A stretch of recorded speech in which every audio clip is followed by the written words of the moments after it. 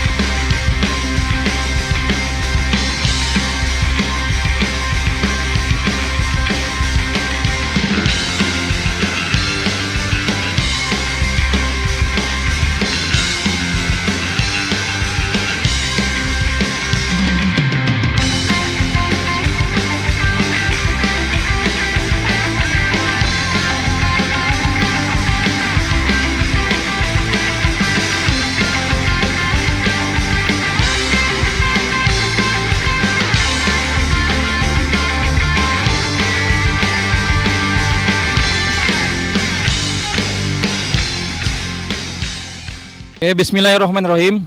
Assalamualaikum warahmatullahi wabarakatuh. Kami wajib lapor bersama Mas Roy dan kawan-kawan lainnya udah hampir 6 bulan. Akhirnya bolak-balik ke Polda Metro Jaya. Sampai saya merasa Polda ini rumah saya gitu loh. Tapi saya agak kesal sedikit gitu loh. Karena kasus saya ini, kasus kami, ini adalah kasus yang tidak seberapa ketimbang kasusnya Firly Bahuri. Firly ini menjadi tersangka juga. Tapi saya tidak pernah melihat dia bolak-balik lapor di Polda Metro Jaya. Artinya di sini polisi pilih kasih gitu loh. Kenapa kasus ijazah Jokowi itu yang terhadap kami dijadikan tersangka wajib lapor, bahkan dicekal. Karena kebetulan saya mau keluar negeri nggak bisa terus, Mas. Jadi saya melihat kasus ini begitu lamanya, panjangnya, sehingga kejaksaan balik lagi polisi belum masuk lagi kejaksaan. Polisi sendiri meragukan ijazahnya Joko Widodo. Jaksaan juga meragukan ijazahnya Joko Widodo. Karena apa? Telah dibuktikan dalam sidang terdahulu kasusnya Bambang Tri dan Gus Nur. Tidak ada ijazahnya, tapi tetap dikriminalisasi. Masa hari ini mau terjadi lagi di rezim yang presidennya bukan Jokowi? Kan saya rasa tidak mungkin. Kalau ini terjadi, artinya polisi membangkang terhadap presiden hari ini.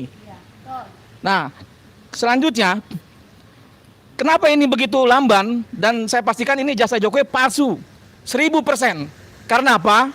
Karena saya meyakini siapa otak di balik ini? Otak di balik ini, selain Eko Sulistyo, mantan ketua KPUD Solo, juga yang paling otaknya lagi, Pratikno. Jadi, kepada Pak Prabowo, tolong Pak Pratikno dicopot dulu ini, sampai kasus ini selesai. Karena saya duga keras, rakyat juga udah terindikasi Pratikno terlibat. Karena hari ini jabatan Pratikno termasuk kuat di UGM. Jadi Ketua Majelis Wali Amanah. Ketua Majelis Wali Amanah. Saya memohon kepada Pak Presiden Prabowo Subianto, tolong Pratikno dicopot. Pratikno diduga keras terlibat kasus ijazah Jokowi yang dibuat di Pasar Pramuka. Pemain lapangannya Eko Sulistyo, mantan Ketua KPUD Solo. Terima kasih. Wabillahi taufiq wal hidayah. Wassalamualaikum warahmatullahi wabarakatuh. Assalamualaikum warahmatullahi wabarakatuh. Sobat RH sekalian, jumpa lagi kita di channel yang keren ini. Keren, cadas.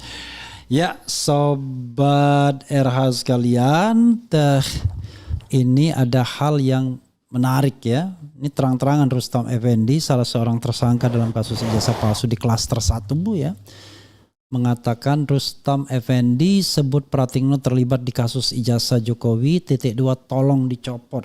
Tadi kita sudah mendengarkan langsung videonya ya, sesungguhnya yang juga dimuat di RH Channel dalam press conference yang diadakan tim tim advokasi anti kriminalisasi akademisi dan aktivis ya, TAKA. Jadi Itu ya.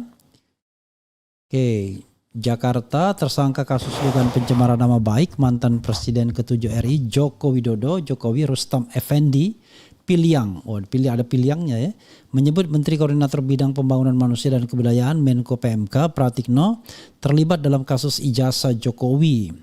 Rustam mulanya kembali menegaskan keyakinannya bahwa ijazah Jokowi adalah palsu.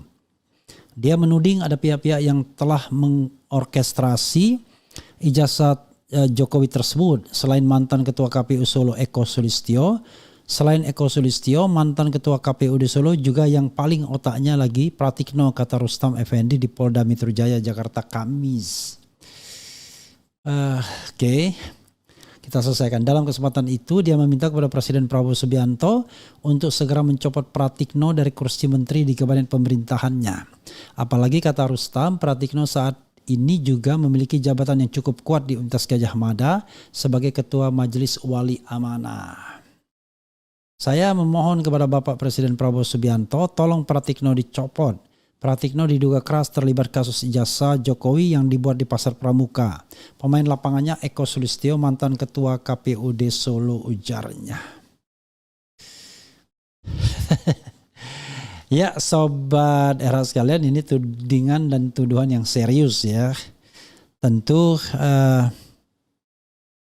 ada apa lah istilahnya ya, tentu ada ininya, ada dasarnya Rustam ngomong begitu. Tapi sayangnya dia tidak menyebutkan apa yang menjadi dasar dia ngomong demikian. Saya bukan tidak mendengar rumor seperti ini ya, tetapi kan kalau rumor saja tanpa ada bukti pendukung yang kuat ya agak berat juga. Cuma begini, kalau memang penegak hukum itu memang mau mencari betul, mengungkapkan betul soal kasus ijazah palsu ini, ya sebenarnya banyak narasumber yang bisa diambil. Kan mereka penyidik kan, mereka tahu bagaimana caranya untuk menelusuri sebuah kejahatan, apalagi kejahatan atau sesuatu yang sudah kelihatan cetowelo-welo dengan banyak petunjuk ya. Jadi kalau misalnya mereka mengatakan tidak cukup bukti dan lain sebagainya, agak aneh juga sesungguhnya ya. Ada dua, paling tidak dari Rustam Effendi ini ada dua nama, Pratikno ya, kemudian Eko Sulistyo. Jadi kita tidak tahu apa yang diketahui oleh Rustam Effendi mengenai Pratikno ini.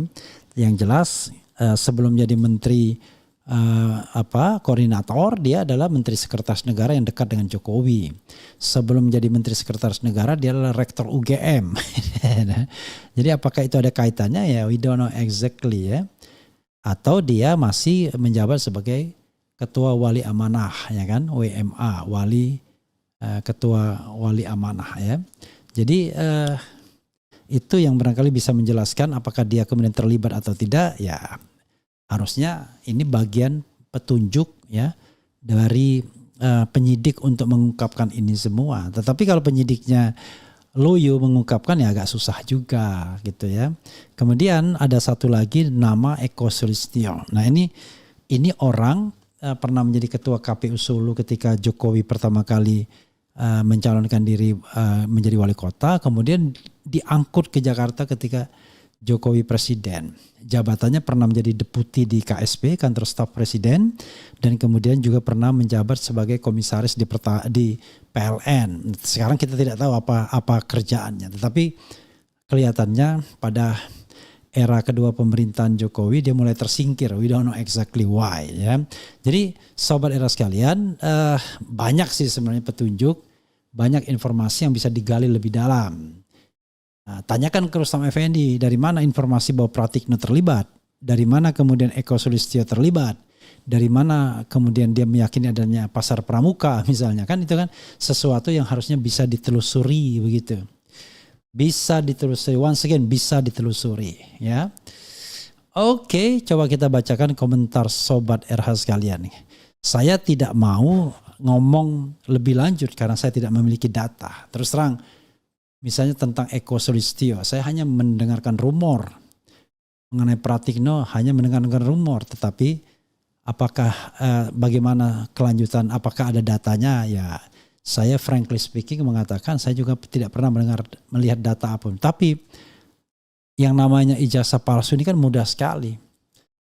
Kalau memang ingredientnya dokumennya palsu, maka kita tinggal cari siapa pemalsunya, kan begitu. Tetapi kan sebenarnya kan ini tidak pada ranah begitu, tetapi hanya ranah sekedar state bahwa itu palsu atau asli.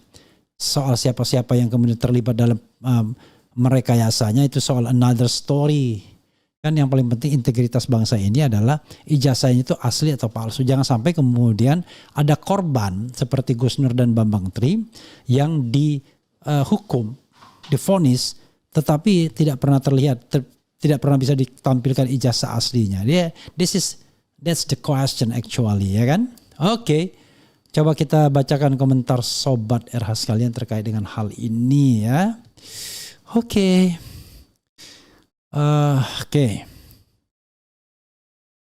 Kita lihat komentarnya. Memang benar Bang RH, Pratikno negara ini jadi semrawut. Dari mana dia tahu ya? Mira Pratekno sama Luhut emang dia dalangnya ke ASN aja dibubarkan padahal penjaga meritokrasi. Ya itu lain lagi ya. Iwan Piliang apa kabar? Apa maksudnya? Coba para tersangka dan kuasa hukum yasinan bareng setiap hari untuk mengundang pertolongan Allah yang lebih besar. Oke, maksudnya apa ini? Oke, bubar nggak jadi live-nya. Semangat Bang Refli ya. Bang Refli sampaikan aja buktinya Jokowi jangan potong kumisnya sama tidak kumisnya dengan difoto ijazah UGM-nya dengan 1 bulan kumis Jokowi tidak dicukur. Kalau memang kumisnya itu tebal ya akan muncul ya. Tapi kalau kumisnya tipis ya agak susah juga. Kenapa kasus pembunuhan aja cepat ditemukan sementara kasus ijazah aja jelas-jelas beda orangnya dan foto di ijazahnya susah dibuktikan. Ya jelas-jelas orangnya beda gitu ya. Kemudian nanti bisa maju sidang setelah Kapolri sudah diganti. Kapolri mau lengsernya bersih ya. Petunjuknya Jokowi jangan cukur kumis selama 3 minggu benar. Tidak kumisnya tumbuh sesuai dengan yang difoto ijazah UGM. Kemudian bahas Teddy guys. Assalamualaikum Bang. Waalaikumsalam. Palsu udah jelas itu. Bang, nanti kalau sidang hanya bahas fitnah dan pencemaran nama baik, tetap fokuskan ke pembuktian ijazah. Kita pengennya begitu, ya kan? Cuman masalahnya apakah hakim akan memberikan kesempatan kita untuk membuktikan? Ya, nanti dia bilang ini kasus pencemaran nama baik, bro, bukan kasus ijazah. Ya, walaupun kita ngeyel, ya kan? Pencemaran nama baik, fitnah dan lain sebagainya kan didasarkan pada ijazah. Nah, ijazahnya dibuktikan dulu dong. Kira-kira berapa lama sidangnya untuk membuktikan bahwa ijazah itu asli atau palsu sebelum kemudian dibahas tentang fitnah. Ya kalau hakimnya memberikan kesempatan, kalau tidak gimana? Lalu yang dikorbankan adalah Roy Suryo dan Dr. Tifa dijadikan tersangka dan kemudian ada potensi untuk ditahan. Jadi cobalah kita berpikir, mikir kata Cak Lontong itu ya. Kalau aparat hukum masih galak duit, galau, tidak pacak omong lagi kita, yai. Oke ya, dia bahasa Palembang ya. Kemudian Bang Refli, why if you come to the court there is no ijazah? Ya, karena nanti ijazahnya diperlihatkan saja. Skenarionya adalah, oke, mana ijazahnya? Oleh jaksa, diperlihatkan oleh jaksa. Lalu jaksa kemudian memanggil, nanti Bareskrim mengatakan, oh ya kami sudah melakukan sebuah uji forensik dan kemudian itu identik dan lain sebagainya. Siapa lagi yang dipanggil? UGM. Oh iya. Lah, kalau dipanggil pihak-pihak yang kita anggap tidak independen ya, karena saya sedang membela klien saya, maka kemudian ya nggak ada gunanya karena pihak-pihak yang tidak independen tersebut tentu ya tidak bisa kita percaya begitu saja. Begitu ya sobat era sekalian. Jadi ada soalnya di sana. Makanya ditanya, wah ini orang kemana-mana. Kita nggak akan ke Komnas HAM kalau seandainya tidak ada yang namanya kalau ada penegakan hukum yang benar. Ya, tidak ada tindakan diskriminasi. Kita tidak akan ke DPR mengadu kalau seandainya penegakan hukumnya kita anggap fair. Kita tidak akan audiensi dan kejaksaan kalau kita yakin bahwa apa yang disampaikan eh, Polda Metro Jaya itu baik gitu. Jadi karena kita menemukan banyak pelanggaran-pelanggaran hukum, keberpihakan, ketidaknetralan dan lain sebagainya dalam kasus ini, dan itu ceto welo-welo, cuman DPR-nya saja yang nggak berani ngomong atau nggak berani menerima kami, maka yang terjadi adalah ya anak bangsa seperti Roy Suryo, Dr. Tifa, Anda atau mau dikorbankan. Ya kita tentu tidak mau menyerahkan leher mereka. Yang kita inginkan adalah ada suatu forum pembuktian baik on court maupun out of the court untuk membuktikan bahwa ini ijazah ini ya memang asli atau palsu. Begitu sobat era sekalian ya. Mudah-mudahan ini bermanfaat ya. Ya, kita akhiri dan mudah-mudahan kita bertemu lagi besok dan suasana yang lebih segar. Wassalamualaikum warahmatullahi wabarakatuh. Keren cadas. Ciao. Maju dulu Oke. Mas Gafur. Assalamualaikum warahmatullahi wabarakatuh. Waalaikumsalam. Bismillahirrahmanirrahim. Bang Aka izin, Mas Roy, Ya. Bang Samsir, sahabat-sahabat yang lain, ada Bang Azam juga di belakang, ada teman seperjuangan kita juga Bang Rustam Effendi, ada aliansi rakyat menggugat, kekuatan emak-emak ya, Ya. yang selalu membersamai kami gitu. Mungkin ya yang dikomandai Mbak Menu. Ya, saya Mas Roy ingin dua hal aja ya. Ya. Yang pertama terkait dengan kelanjutan dari perkara pidana ini. Kami selalu mengkritisi penegakan hukum yang cacat formil. Lagi-lagi kami ingin katakan bahwa ini perkara-perkara besar. Ya. Atensi publik dan atensi dunia internasional. Bagaimana penyidik Polda Metro Jaya bisa melakukan pelanggaran-pelanggaran hukum terhadap KUHP yang itu adalah pondasi di dalam menyelenggarakan suatu sistem peradilan pidana. Tetapi pada tahap penyidikan ini banyak sekali kami lihat ada kecacatan-kecacatan hukum yang dilakukan oleh Polda Metro Jaya. Salah satu kecacatan yang paling krusial yang kami lihat hari ini adalah pada tanggal 17 April, Dirkrimum menyatakan bahwa berkas perkara sudah dilimpahkan ke kejaksaan. Itu resmi yang disampaikan oleh Dirkrimum. Sampai hari ini, ya kurang lebih sudah 2 minggu lebih ya Mas Roy ya. Dari 17 April. Ya, oke. Sampai hari ini kejaksaan belum menyatakan sikap apapun terhadap berkas perkara tersebut. Padahal berdasarkan KUHP dan berdasarkan pedoman dari internal kejaksaan, penyidik setelah melimpahkan berkas P19 yang dilengkapi itu, maka paling lambat 7 hari sejak kejaksaan menerima berkas P19 yang dilengkapi itu, maka kejaksaan sudah harus menyatakan sikap. Dan itu mereka lakukan pada saat pengiriman berkas pertama kali. Ya, yaitu tanggal 13 Januari. tanggal 13 Januari, kemudian 7 hari berikutnya yaitu pada tanggal 20 Januari kejaksaan menyatakan sikap bahwa berkasnya tidak lengkap atau di P19.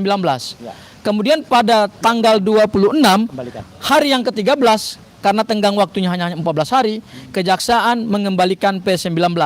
Jadi pada hari ke-7 P18, pada hari ke-13 P19. Nah, ternyata sampai hari ini pun berkas perkara tersebut itu kita nggak tahu ada di mana. Apakah memang masih ada di Polda ataukah masih nyangkut dalam perjalanan? Ya, kita nggak tahu ini ngirimnya pakai Tiki, pakai JNE atau pakai Grab atau pakai apa gitu. Ini kan sudah apakah pakai kurir? Apakah pakai kantor pos atau jangan-jangan dikirim dari Indonesia ke Singapura dulu, Singapura kemudian ke negara mana baru kembali lagi ke Indonesia gitu. Ini sudah 2 minggu lebih. Nyangkut di Selat Hormuz. Bisa jadi ya, berkasnya nyangkut di Selat Hormuz. Artinya yang ingin kami katakan bahwa berdasarkan hukum acara yang sudah rigid, yang dianut oleh sistem peradilan pidana kita, seharusnya berkas perkara ini sudah dinyatakan gugur secara administrasi hukum. Gugur ya, gugur secara administrasi hukum. Kami tidak pernah meminta-minta perkara ini dihentikan dengan dasar meminta maaf, nggak pernah. Ya, tidak pernah. Kami tidak pernah meminta SP3 dengan dasar apapun. Ya, enggak. Yang kami minta adalah penegakan hukum yang fair, penegakan hukum yang adil, penegakan hukum yang sesuai dengan prosedur hukum. Oleh karena itu, saya ingin tanggapi sedikit Mas Roy.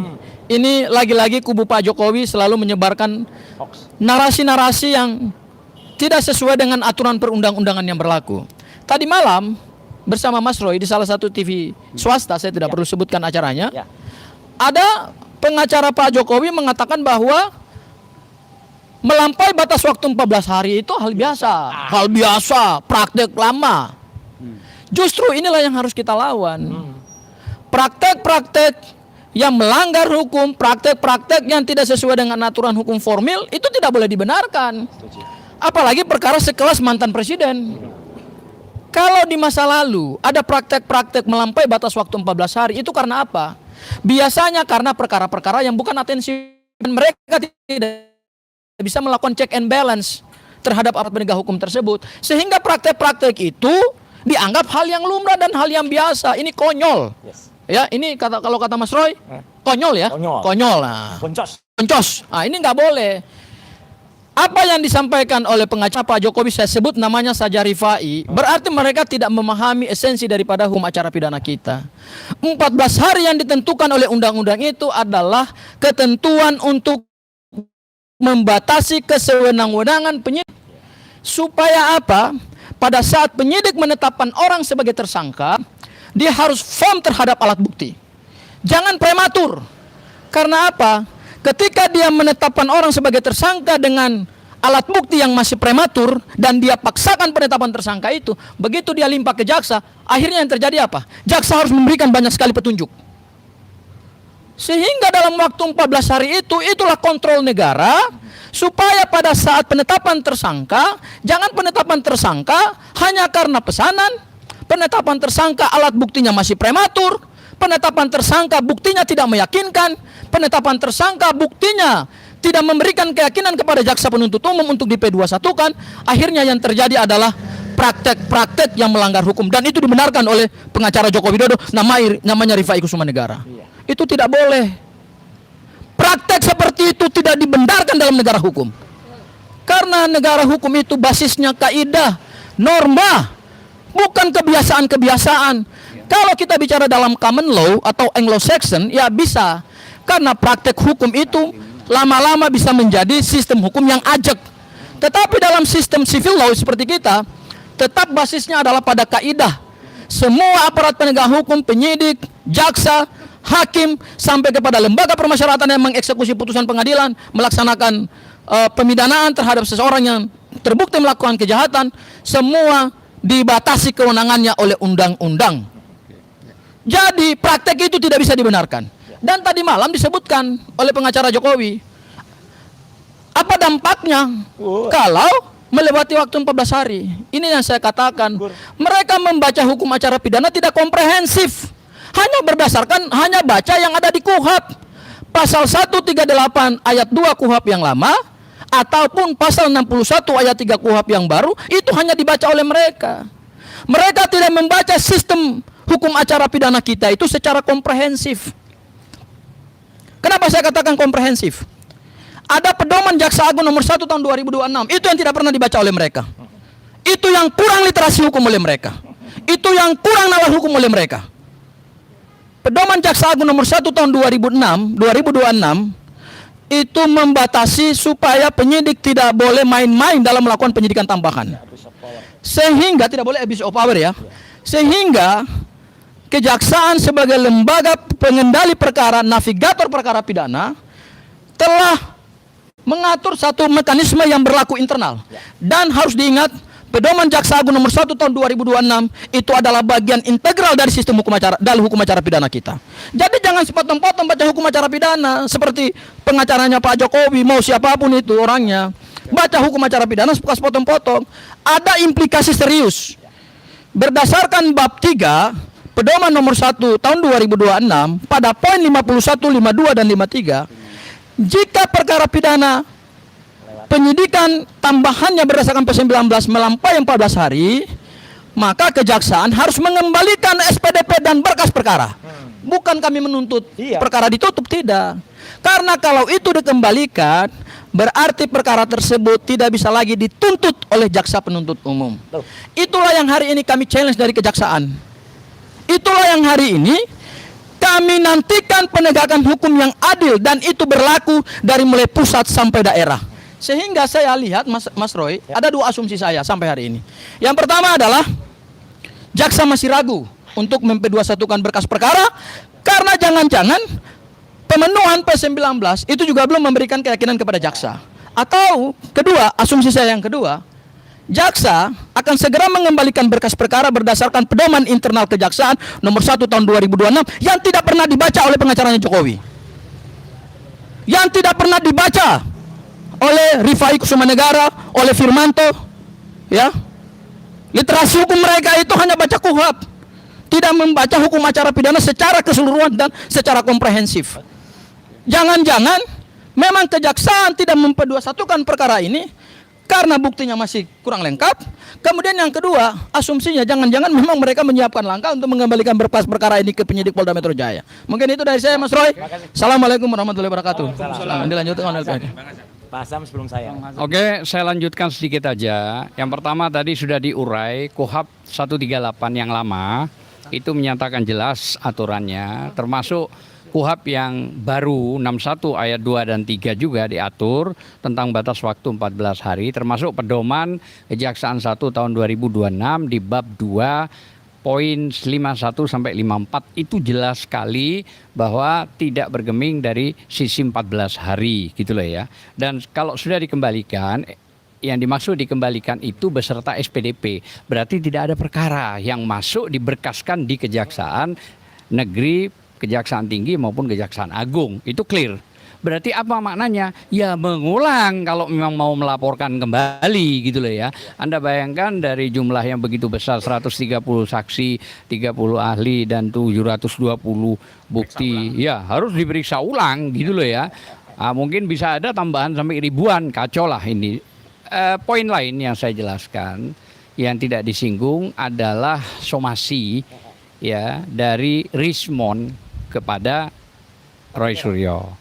Kepada Topi Merah. Jadi ada 3 poin yang salah dalam membuat somasi. Pertama, nama itu tidak jelas, dibilang Topi Merah. Salah itu. Kedua, tidak ada alamat yang jelas kemana. Dan yang ketiga, fatal. Isinya itu tidak sesuai dengan 1238 KUH Perdata. Nah itulah yang menjadi dipermalukan pengacara Rismond itu di salah satu stasiun televisi yang dia tidak bisa menjawab. Itu poin yang paling penting. Poin yang terakhir tadi sudah diungkap oleh rekan kita yang pertama dan yang kedua dan seterusnya, bahwa jangankan putusan PN tentang masalah ijazah, menunjukkan saja keasliannya itu nggak ada kok. Gitu loh ya. Padahal butuh ingkrah. Ingkrah itu bisa dari PN, upaya hukum PT sampai MA. Itu namanya ingkrah. Ini nggak ada, atau batas PN lewat 14 hari hilang sudah. Ya, saya kira mungkin itu yang bisa saya sampaikan, tidak perlu panjang lebar. Saya serahkan Mas Roy. Oke, ya. Baik. Oh iya, Bang Rustam dulu. Dikit, Bang Rustam. Bang. Aku dulu ya, ya wes. Nanti habis ini Pak Rustam. Baik. Assalamualaikum warahmatullahi wabarakatuh. Waalaikumsalam. Ya, jadi pertama-tama izinkanlah saya menyampaikan di sini, dan saya tidak sendiri di sini. Saya bersama Mas Rustam Effendi, bersama juga dengan Pak Rizal Fadila dan juga Bu Kurnia Triroyani yang sudah melaksanakan wajib lapor 2 hari yang lalu, dan juga bersama sahabat saya Dr. Tifa Usia Tiasuma di seberang sana ya. Kami tetap berjuang bersama untuk terus menegakkan kepalsuan ijazah Jokowi itu 99,9% palsu. Ya, iya, jadi itu harus ditegakkan kepalsuannya. Kalau ada narasi bahwa memang Polda Metro Jaya melakukan kesalahan, kecacatan dan itu berhenti, satu yang kami tegakkan, kalaupun perkara penuntutan terhadap fitnah dan pencemaran nama baik kami berhenti, soal ijazah palsu Jokowi tetap kita kejar. Itu inti. Jadi ibu-ibu jangan kecil hati, teman-teman lawyer jangan kecil hati, kita tetap berjuang untuk kemudian membongkar kepalsuan ijazahnya Jokowi. Ya, itu yang pertama. Yang kedua, ijazah ini bukan hanya ijazah ansih, bukan hanya ijazah sendiri. Ijazah tidak mungkin jadi tanpa ada berkas yang ada di baliknya. Salah satu berkas yang sangat penting, yang selalu saya katakan berkali-kali, adalah skripsi. Yang skripsinya bisa saya pastikan 100% ya, bahkan 99,9 lah gitu, kalau 100 kan Allah. Ini adalah palsu. Dan ini adalah primary evidence sekali lagi. Ini bukan kemudian itu hanya kopi, itu hanya dapat. Enggak. Skripsi ini saya pegang langsung di tangan saya tanggal 15 April 2025. Diserahkan langsung oleh UGM, Wakil Rektor 1 Prof. Wening Udasworo, dan juga Wakil Rektor 4 waktu itu. Jadi ini asli saya pegang. Dan disinilah terdapat hal yang sangat krusial, yaitu yang berkali-kali saya bilang bahwa deskripsi ini tertandatangan oleh Profesor Dr. Insinyur Ahmad Soemitro, ya.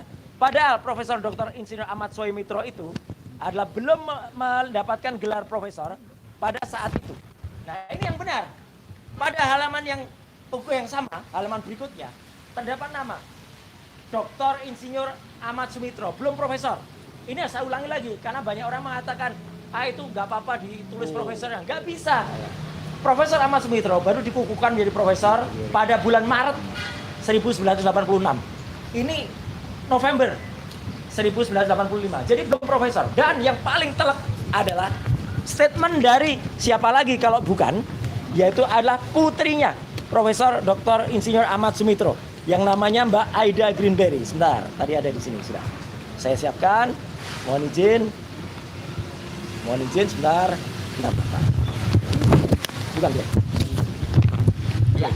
Jadi ini adalah statement, tidak ada lain, dari orang namanya Mbak Aida Astinin Putri atau sekarang namanya Aida Greenberry yang posisinya ada di Sydney, Australia. Mendengar kata Sydney tentu teman-teman ketawa karena saya juga ke Sydney beberapa waktu yang lalu. Ya, Aida Astinin Putri atau Aida Greenberry menyatakan dalam tweetnya jelas sekali. Beliau menemukan ijazah milik dia sendiri, Aida, ditandatangani oleh ayahnya. Beliau sangat bangga, sangat kagum dengan ayahnya dan beliau menuliskan, "Aku bangga terhadap dirimu, ayah, karena beliau tahu apa yang harusnya dilakukan." Lihat tanda tangannya Prof. Ahmad Soemitro. Beda. Kalau orang yang belajar grafolog sudah langsung mengatakan tanda tangan ini adalah palsu, 1000% palsu ini. Ya, karena apa? Tarikannya saja sangat beda. Yang ini putus, yang ini garisnya tegas, yang ini ragu-ragu. Dan namanya, bentuknya juga beda. Namanya adalah Profesor Dr. Insinyur Ahmad Soemitro, pakai U. Ini Sue. Bukan Soemitro. Terus ada skripsi ini, ijazah itu nggak mungkin terbit kalau nggak ada skripsi. Skripsi ini nggak ada lembar pengujiannya. Skripsi yang nggak ada lembar pengujiannya, ya nggak lulus. Kemudian ini penegasan lagi dari Mbak Aida Greenberry. Hormat saya kepada Mbak Aida Greenberry.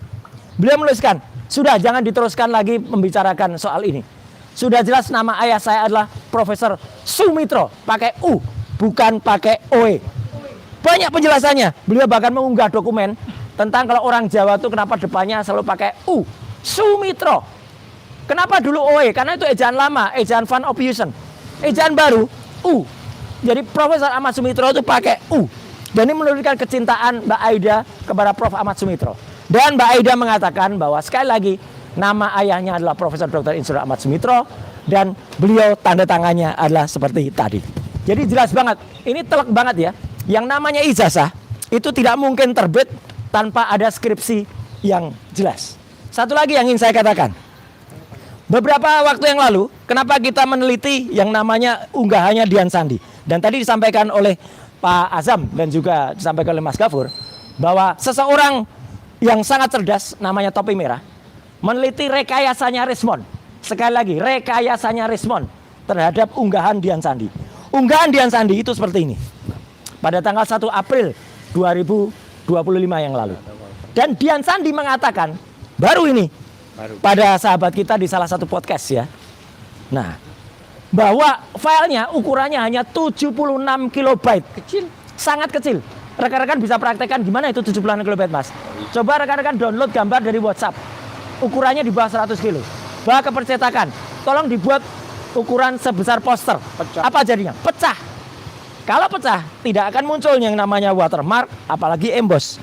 Saudara Doktor Rismond hasil Hansianipar palsu itu ya. Itu mengatakan ada watermark. Enggak ada. Bohong sekali lagi. Jadi makanya untuk Topi Merah jangan khawatir, jangan takut. Kita semua ada di balik Anda. Ya, kita membackup. Jadi namanya file itu hanya 76 kilobyte. Yang terakhir yang ingin saya sampaikan, kami juga kemarin ketemu dengan salah seorang yang ngakunya pengacara, yang katanya tanggal 15 Desember yang lalu bisa merasakan embus. Masuk jarinya. Coba perhatikan, konstruksinya kayak gini. Ini ada plastik tertutup. Mana bisa jarinya yang gede banget itu? Nah ini, Jadi yang namanya ilmu hukum jangan dimain-mainkan. Di tengah ini kita tutup matanya, ya, gitu. Saya hanya bilang nutup tidak, gini enggak ya, gitu ya. Itu bukan pelanggaran kalau tidak mau dipermainkan hukumnya. Kita tegakkan hukum bersama lawyer hebat, ya, di bawah tim Taka dan juga bersama ibu-ibu, mak-mak dan masyarakat Indonesia lain. Maju terus perjuangan. Wassalamualaikum warahmatullahi wabarakatuh. Ya, oke, Mas salah satu pejuang. Oke, bismillahirrahmanirrahim. Assalamualaikum warahmatullahi wabarakatuh. Waalaikumsalam. Kami wajib lapor bersama Mas Roy Terima kasih. dan kawan-kawan lainnya udah hampir 6 bulan. Ya. Akhirnya bolak-balik ke Polda Metro Jaya. Sampai saya merasa Polda ini rumah saya gitu loh. Tapi saya agak kesal sedikit gitu loh. Makasih. Karena kasus saya ini, kasus kami, ini adalah kasus yang tidak seberapa ketimbang kasusnya Firly Bahuri. Firly ini menjadi tersangka juga. Tapi saya tidak pernah melihat dia bolak-balik lapor di Polda Metro Jaya. Artinya di sini polisi pilih kasih gitu loh. Kenapa kasus ijazah Jokowi itu yang terhadap kami dijadikan tersangka wajib lapor, bahkan dicekal. Karena kebetulan saya mau keluar negeri nggak bisa terus, Mas. Jadi saya melihat kasus ini begitu lamanya, panjangnya, sehingga kejaksaan balik lagi polisi belum masuk lagi kejaksaan. Polisi sendiri meragukan ijazahnya Joko Widodo. Jaksaan juga meragukan ijazahnya Joko Widodo. Karena apa? Telah dibuktikan dalam sidang terdahulu kasusnya Bambang Tri dan Gus Nur tidak ada ijazahnya, tapi tetap dikriminalisasi. Masa hari ini mau terjadi lagi di rezim yang presidennya bukan Jokowi? Kan saya rasa tidak mungkin. Kalau ini terjadi, artinya polisi membangkang terhadap presiden hari ini. Nah, selanjutnya, kenapa ini begitu lamban? Dan saya pastikan ini jasa Jokowi palsu, 1000%. Karena apa? Karena saya meyakini Siapa otak di balik ini? otak di balik ini selain Eko Sulistyo, mantan ketua KPUD Solo, juga yang paling otaknya lagi Pratikno. Jadi kepada Pak Prabowo, tolong Pak Pratikno dicopot dulu ini sampai kasus ini selesai. Karena saya duga keras, rakyat juga udah terindikasi Pratikno terlibat. Karena hari ini jabatan Pratikno termasuk kuat di UGM. Jadi Ketua Majelis Wali Amanah. Ketua Majelis Wali Amanah. Saya memohon kepada Pak Presiden Prabowo Subianto, tolong Pratikno dicopot. Pratikno diduga keras terlibat kasus ijazah Jokowi yang dibuat di Pasar Pramuka. Pemain lapangannya Eko Sulistyo, mantan Ketua KPUD Solo. Terima kasih. Wabillahi taufiq wal hidayah. Wassalamualaikum warahmatullahi wabarakatuh. Waalaikumsalam. Oke.